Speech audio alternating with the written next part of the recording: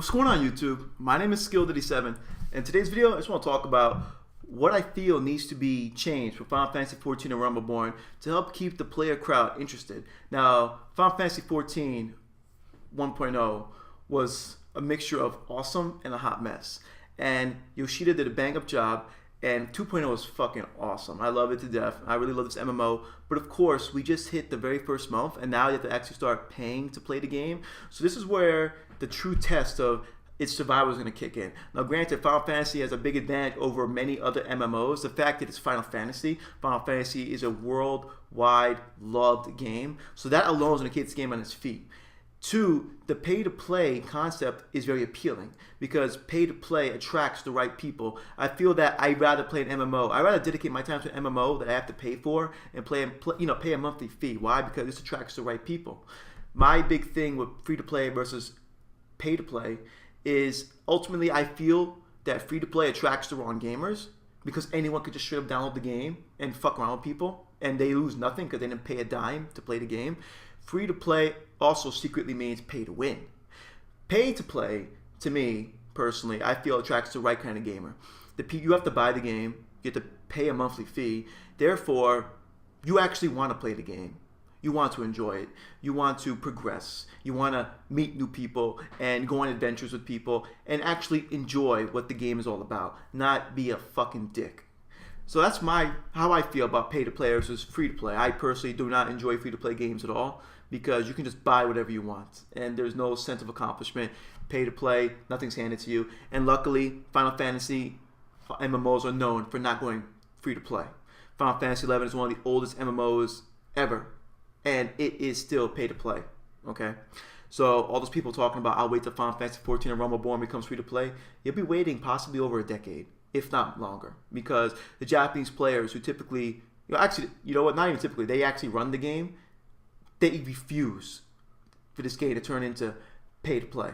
And this game has over 1 million unique accounts logged in. At the Tokyo Game Show, they showed the statistics and numbers for the games. The game is ridiculous. It is 2013. We're entering an era where free-to-play is becoming the big thing. And again, it's pay-to-play. It has more people playing than lots of games that are free-to-play. That tells you something. The game is good. It's fantastic. So let me talk about what I feel needs to change. Nothing big. I'm really, just getting this out there. The game, it's only a little over a month old.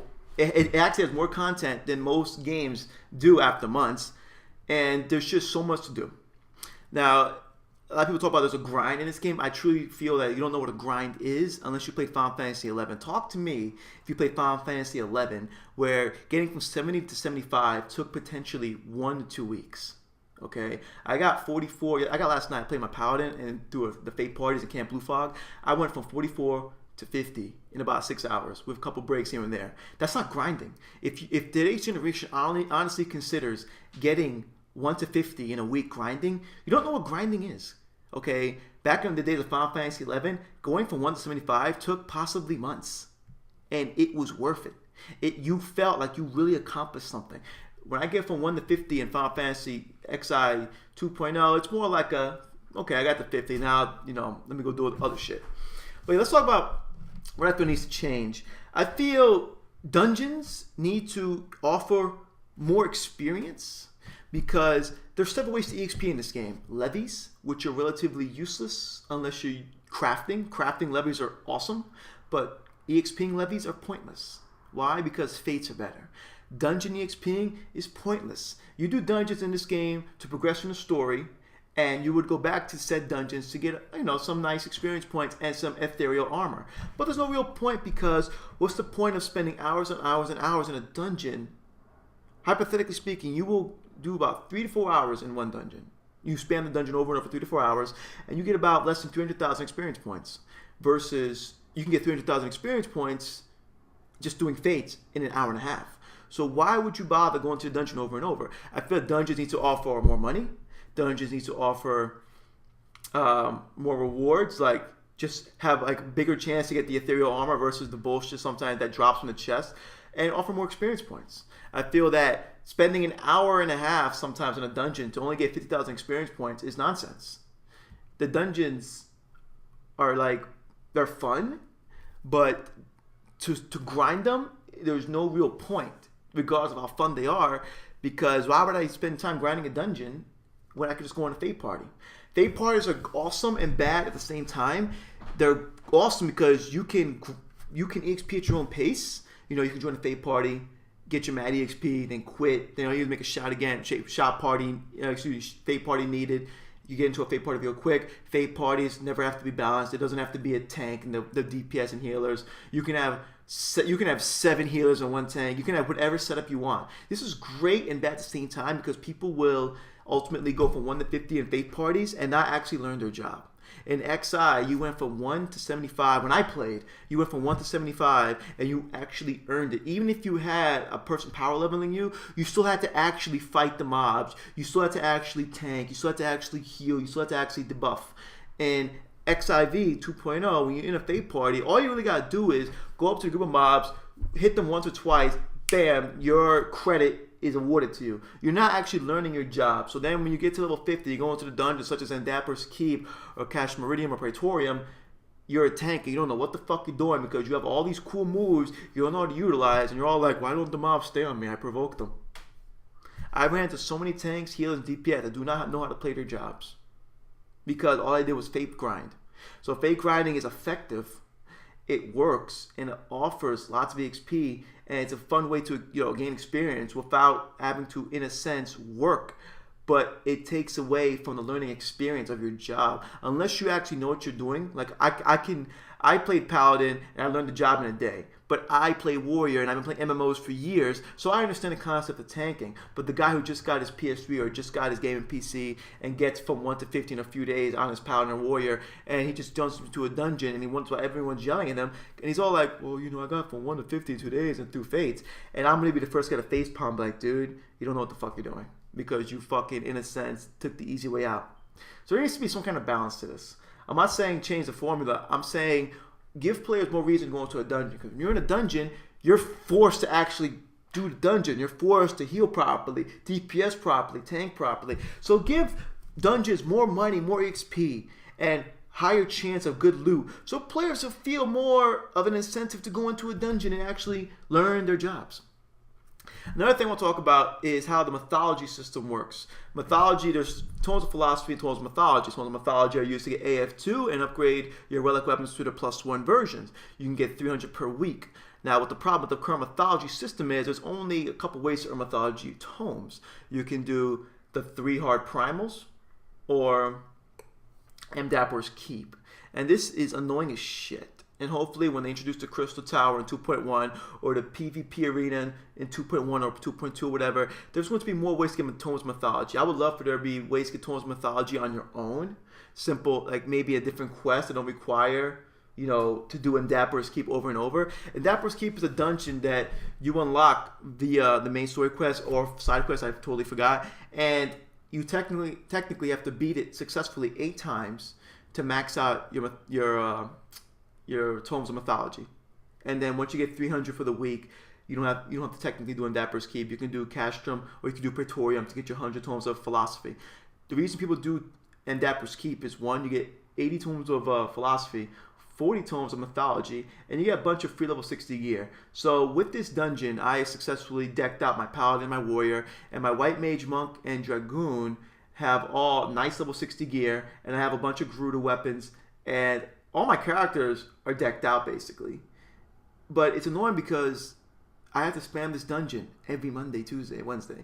You see, the tomes were set on Monday, my time, and here's where the issue comes in. There's only 3 duty finder servers for all the worlds combined.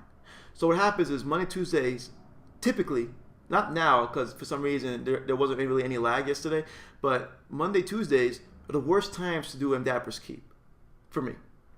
What happens is the more players in the duty finder servers, the more it lags. So there's separate servers or private servers. Then, even if you get a full party, tank, 2 DPS, and a healer, you have to reserve an instance. And that can take as much as 15-20 minutes. So I typically personally wait till Wednesday to do it, where I can get into the dungeon and like that. I usually go as a tank and I take other people with me. Being a DPS and trying to run Endapper's Keep alone is really shitty because of the statistics they released from the Tokyo Game Show, there's like 58% of people playing as DPS, and the least amount of people play as tanks. So I play as a tank, so I get into any dungeon relatively quickly, and I try to get my friends with me. But I feel it needs to change. The gear for reward, if a dungeon is level 50, why is it the Wanderer's Palace is level 50 and Dapper's Keep is level 50, but Dapper's Keep offers level 60 gear and the Wanderer's Palace offers level 55 gear? Now, granted, the Wanderer's Palace also offers the mats to make the precursors for the relic weapons. I feel it needs to be spread out. Like, if a dungeon is level 50, it's level 50, and it should offer level 50 rewards. Don't have a bunch of level 50 dungeons, but then this was clearly better than the other one. Like, I don't like the fact that I have to spam one dungeon 8 times in a row to get level 60 gear and 40 tones of philosophy. It gets really repetitive and annoying. And that's the reason I quit Guild Wars 2. I'm a PvE kind of player. I'm not big on PvP.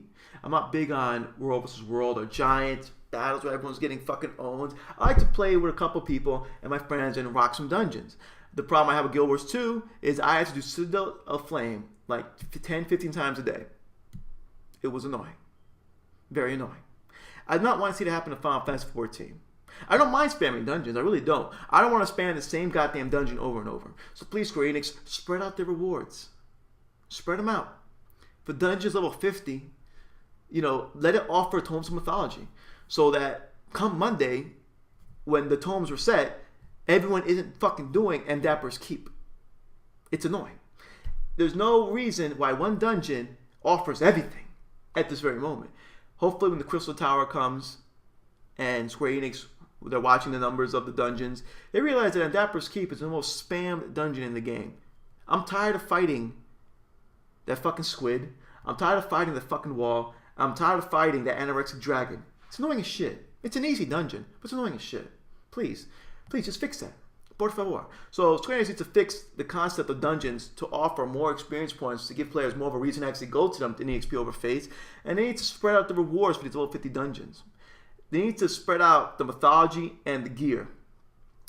Now, I'm not sure if they're going to add any more dungeons anytime soon. The game actually has a lot of dungeons, which is awesome, but only really one dungeon is worth doing. So, it's great. I hope you're listening to this video and fucking change it. Now, other things I feel needs to be changed. Levy Quest. Levy Quest for EXPing your classes, not your crafting. They're relatively pointless. They help you learn your job, but they're easy as shit. And I'm like, okay, this is boring. Like, there needs to be more excitement. There needs to be more side quests. Like I feel that every time there's like a big patch, they should add like 50 fucking side quests. Like, take the current NPCs and give them more side quests. So every month or two, when there's like that big update, people log on, oh shit, side quests. And that would be awesome. Give players more reason to travel around. Because at level 50 currently, the only really thing you can do is spam Dapper's Keep, Cassia Meridium, the Wanderer's Palace, Praetorium, and if you've made it that far, your other quest and Bahamut's Coil. So, I know the game's still brand spanking new, but this is when the players have to actually start paying for the game. So now, they need content and something to look forward to.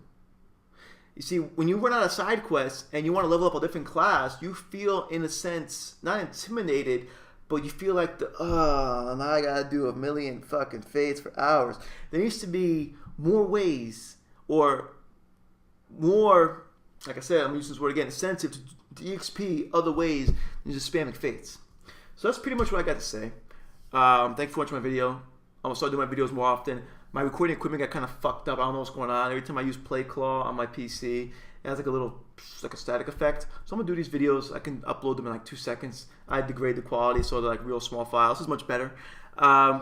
If you want me to talk about something specific for Final Fantasy XIV and Realm Reborn, or you have like a video request for the game, hit me up.